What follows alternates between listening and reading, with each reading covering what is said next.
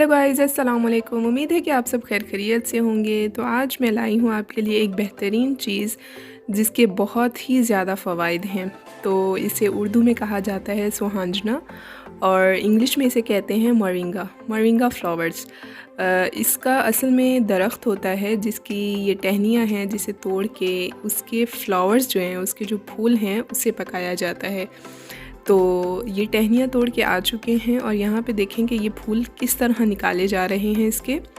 तो ये जो इसके फूल हैं, इन्हीं को पकाया जाता है और इन्हीं के बेहद फ़वाइद हैं, जिनमें सबसे पहले इसमें कैल्शियम बहुत ज़्यादा पाया जाता है। Calcium, potassium, zinc, iron, magnesium, vitamin A, B, D और इसके अलावा फॉलिक एसिड, इसके अलावा बेशुमार एंटीऑक्सीडेंट और एंटीबैक्टीरियल खसूसियात भी इसमें पाई जाती हैं। तो ये यहाँ पे बनाया जा रहा है, इसके यहाँ पे फूल निकाले जा रहे हैं और ये जो छोटी छोटी टहनियाँ हैं वो इसकी बाद में हम साफ़ कर लेंगे।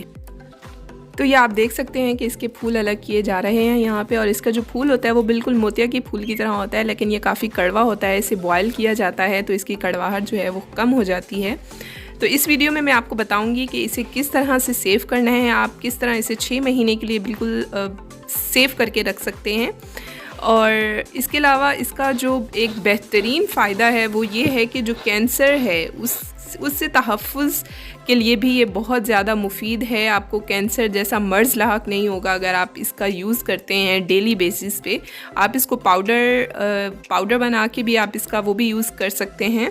और इसके अलावा इसमें 4% कैल्शियम ज़्यादा होता है दूध की निस्बत। दूध में भी कैल्शियम इतना नहीं होता जितना इसमें पाया जाता है। तो देखें ये कितना मुफीद है, कितना फ़ायदेमंद है आपके लिए। तो आप इसको सेव करके आप इसका सालन बना के खा सकते हैं और आप इसका पाउडर जो है वो भी आप यूज़ कर सकते हैं। तो मैं आपको इसको सेव करने का तरीका भी यहाँ पे बताऊँगी इस वीडियो में, तो आप मेरी पूरी वीडियो लाजमी देखिएगा।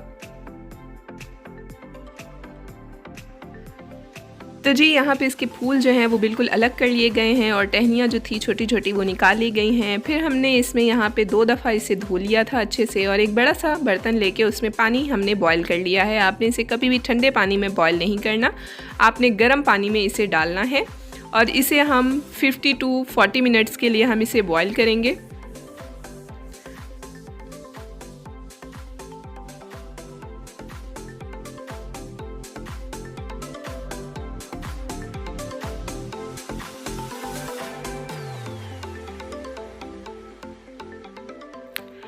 और जी यहाँ पे ये बिल्कुल अच्छे से बॉयल हो चुका है। इसे हमने 1 घंटा बॉयल किया था।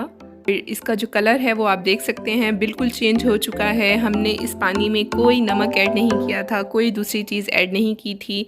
सिर्फ इसे धो के हमने इन फूलों को उसमें उबलते हुए पानी में ऐड कर दिया था।